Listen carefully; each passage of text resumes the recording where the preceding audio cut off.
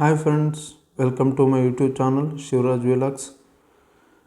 ಯಾರೆಲ್ಲ ನನ್ನ channel subscribe ಮಾಡಿಲ್ಲ, ಸಬ್ಸ್ಕ್ರೈಬ್ ಮಾಡಿ ಪ್ಲೀಸ್ ಸಪೋರ್ಟ್ ಮಾಡಿ. ಸೊ ಈ ಜರ್ನಿ ಹೊಸ journey. So I am new to do this field. So just I am trying.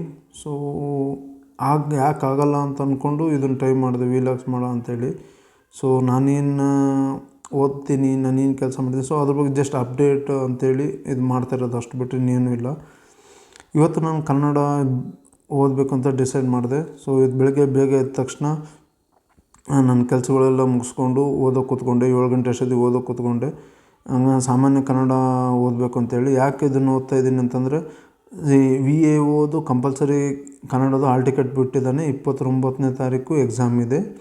ಅದಕ್ಕೋಸ್ಕರ ನಾವು ಕಂಪಲ್ಸರಿ ಕನ್ನಡ ಓದಬೇಕಲ್ಲ. ಸೊ ಭಾಳ ದಿವಸ ಗ್ಯಾಪ್ ಆಗಿತ್ತು. ಸೊ ಓದೋಣ ಅಂಥೇಳಿ ಒಂದು KPSC ಇದು ಕಂಪಲ್ಸರಿ ಕನ್ನಡ ಕ್ಲಿಯರ್ ಆಗಿದೆ, ಅದು ಪಾಸಾಗಿದೆ. ಅದು ಸರ್ಟಿಫಿಕೇಟ್ ಕೂಡ ಬಂದಿದೆ, ಡೌನ್ಲೋಡ್ ಮಾಡ್ಕೊಂಡಿದ್ದೀನಿ.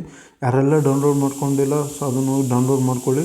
ಹಾಲ್ ಟಿಕೆಟು ಸಹಿತ ಡೌನ್ಲೋಡ್ ಮಾಡ್ಕೊಳ್ಳಿ. VAOದು ಕಂಪಲ್ಸರಿ ಕನ್ನಡ. ನಂದು ಸೆಂಟ್ರು ಬಂದುಬಿಟ್ಟು ಬೆಂಗಳೂರಲ್ಲಿ ಬಿದ್ದಿದೆ ಫ್ರೆಂಡ್ಸ್. ಒಂದು ದಿವಸ ಜರ್ನಿ ಅದಕ್ಕೆ ಹೋಗ್ತಾ ಇದೆ. ಸೊ ಅವತ್ತು ಒಂದು ದಿವಸ ಹೋಗಿ ಒಂದು ದಿವಸ ಬರೋದೊಂದಕ್ಕೆ ಆಗುತ್ತೆ. ನೋಡೋಣ. ನೆಕ್ಸ್ಟು ಈ ಸಾಮಾನ್ಯ ಕನ್ನಡ ಕಂಪಲ್ಸರಿ ಏನೇನು ಓದಬೇಕು ಅಂತ ಅಂದರೆ, ಜಸ್ಟ್ ವ್ಯಾಕರಣದಲ್ಲಿ ಸಂಧಿಗಳು, ಸಮಾಸಗಳು, ಅವ್ಯಯಗಳು, ಈ ದ್ವಿರುಕ್ತಿಗಳು, ಜೋಡಿ ನುಡಿಗಳು, ಇಂಥ ತತ್ಸಮ ತತ್ವ ವಿರುದ್ಧಾರ್ಥ ಪದವೆಲ್ಲ ಓದ್ಕೋಬೇಕು. ನೆಕ್ಸ್ಟು ಸಾಹಿತ್ಯದಲ್ಲಿ ಕನ್ನಡ ಸಾಹಿತ್ಯಕ್ಕೆ ಬಂತು ಅಂದರೆ ನಾವು ಯಾವ್ಯಾವ ಕವಿಗಳು, ಅವ್ರದ್ದು ಬಿರುದುಗಳು ಏನು, ಅವರ ಅಂಕಿತ ನಾಮ ಏನು, ಅವರ ಕೃತಿಗಳು ಯಾವುವು, ಗದ್ಯಗಳು ಯಾವುವು, ಮತ್ತು ಮೊಟ್ಟ ಮೊದಲನೇ ಕನ್ನಡದಲ್ಲಿ ಏನು, ಆ ಟೈಪೆಲ್ಲ ಓದಬೇಕಾಗುತ್ತೆ. ಇದನ್ನು ಇಷ್ಟು ನಾವು ಜಸ್ಟ್ ಓದಿದ್ರೆ ಸಾಕು. ಇದು ಪ್ಯಾಟ್ರನ್ ಬಂದುಬಿಟ್ಟು 100 ಕ್ವಶನ್ಸ್ ಇರುತ್ತೆ, 150 ಮಾರ್ಕ್ಸು. ಪ್ರತಿ ಕ್ವಶನ್ಗೆ 1.5 ಮಾರ್ಕ್ಸ್ ಇದೆ. ಸೊ ನಾವು ಜಸ್ಟ್ 50 ಮಾರ್ಕ್ಸ್ ತೊಗೊಂಡ್ರೆ ಸಾಕು. ನೆಕ್ಸ್ಟ್ ರಿಟರ್ನ್ ಎಕ್ಸಾಮ್ ಬರೆಯೋಕ್ಕೆ ಎಲಿಜಿಬಲ್ ಇದ್ದೀವಿ. ಇದೆಲ್ಲ ನೋಡೋಣ ಫ್ರೆಂಡ್ಸ್, ಓದೋಣ ಬರ್ರಿ. ಇದು ಮುಗಿಸಿದ ತಕ್ಷಣ ನಾನು ಮತ್ತೆ ನೆಕ್ಸ್ಟು ಹಿಸ್ಟ್ರಿ ಓದೋಣ, ಕರ್ನಾಟಕ ಹಿಸ್ಟ್ರಿ ಓದೋಣ ಅಂತ ಡಿಸೈಡ್ ಮಾಡಿದ್ದೀನಿ. ಬನ್ನಿ ಫ್ರೆಂಡ್ಸ್, ಓದೋಣ ಇವಾಗ. ನಾನು ಜಸ್ಟ್ ಹಂಗೆ ನೋಡ್ಕೊತ ಹೋಗ್ತಾ ಇದ್ದೆ. ಸೊ ಇನ್ನೊಂದು ಸರಿ ಓದಿದರೆ ಚೆನ್ನಾಗಾಗುತ್ತೆ, ಯಾಕಂದರೆ ಒಂದೇ ಸರಿ ಓದಿದ್ರೆ ನೆನಪಿರೋಲ್ಲ. ಅದಕ್ಕೋಸ್ಕರ ಬನ್ನಿ ಫ್ರೆಂಡ್ಸ್, ಓದೋಣ. ಮತ್ತೆ ಸಿಗ್ತೀನಿ ನಿಮಗೆ. ಕನ್ನಡ ಓದಿದ ತಕ್ಷಣ ನಾನು ಕರ್ನಾಟಕ ಹಿಸ್ಟ್ರಿನ ಓದೋಕೆ ಕೂತ್ಕೊಂಡೆ.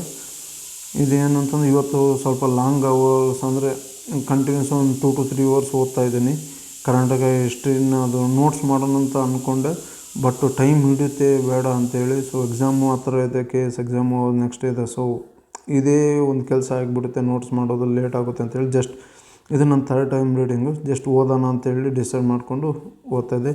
ಇವತ್ತು ನಾನು ರಾಷ್ಟ್ರಕೂಟ ಓದ್ತಾ ಇದ್ದೆ. ಸೊ ರಾಷ್ಟ್ರಕೂಟ ಓದ್ತಾ ಇದ್ದೆ. ಅದನ್ನು ಪ್ರೀವಿಯಸ್ ಕ್ವಶನ್ ಪೇಪರ್ಸ್ ಏನು ಬಂದಿದೆ ಅಂತ ನೋಡಿದೆ. So important Rashtrakuta famous Kings ಯಾರು, ಅವ್ರವ್ರ ಕ್ಯಾಪಿಟಲ್ ಯಾವುವು, ಯಾವ ಕಿಂಗು ಅಂಥೇಳಿ, ಮತ್ತು ಅವ್ರವ್ರದ್ದು ಅಡ್ಮಿನಿಸ್ಟ್ರೇಷನ್ನು, ಮತ್ತು ರೆವಿನ್ಯೂ ಹೇಗೆ ಬರ್ತಾಯಿತ್ತು, ಆರ್ಟ್ ಆ್ಯಂಡ್ ಆರ್ಕಿಟೆಕ್ಚರ್ ಏನು, ಎಲ್ಲದು ತಿಳ್ಕೊಂಡು ಸೊ ಜಸ್ಟ್ ನಾನು ಅಂಡರ್ಲೈನ್ ಮಾಡ್ಕೊತ ಹೋಗ್ತದೆ ಇಂಪಾರ್ಟೆಂಟ್ ಯಾವಿದೆ ಅಂಥೇಳಿ. ಯಾರೆಲ್ಲ VAOದು ಹಾಲ್ ಟಿಕೆಟ್ ಡೌನ್ಲೋಡ್ ಮಾಡ್ಕೊಳ್ಳಿ. ಸೊ ಎಲ್ಲ ಪ್ರಿಪೇರ್ ಆಗಿ ಚೆನ್ನಾಗಿ ಬರೀರಿ. ಪಾಸ್ ಆದ್ರೇ ನಮಗೆ ಮುಂದೆ ರಿಟರ್ನ್ ಎಕ್ಸಾಮ್ಗೆ ಎಲಿಜಿಬಲ್ ಇರೋದು. ಸೊ ಎಲ್ಲರೂ ಯಾರ್ಯಾರು ಅಟೆಂಡ್ ಮಾಡ್ತಾ ಇದ್ದೀರಾ ಅವರೆಲ್ಲರಿಗೂ ನನ್ನ ಕಡೆಯಿಂದ ಬೆಸ್ಟ್ ವಿಶಸ್ಸು. ಚೆನ್ನಾಗಿ ಬರೀರಿ ಅಷ್ಟೇ ಒಂದು ಹೇಳ್ತೀನಿ ನಾನು. ಸೊ ನನ್ನ KPSCನೂ ಆಗಿದೆ ಅಲ್ವಾ. ಸೊ ಇದು ನೋಡಿ ಜಸ್ಟು ನಾನು ಲೇಟಾಗಿ ತೊಗೊಳಕ್ಕೆ ಇಷ್ಟ ಇಲ್ಲ. ಸೊ ಅದಕ್ಕೇನು ಪ್ರಿಪರೇಷನ್ ಬೇಕೋ ಅದು ಮಾಡ್ಕೊತಾ ಇದ್ದೀನಿ. ಬನ್ನಿ ಫ್ರೆಂಡ್ಸ್, ಮತ್ತೆ ಸಿಗ್ತೀನಿ ನಾಳೆ. ಬಾಯ್.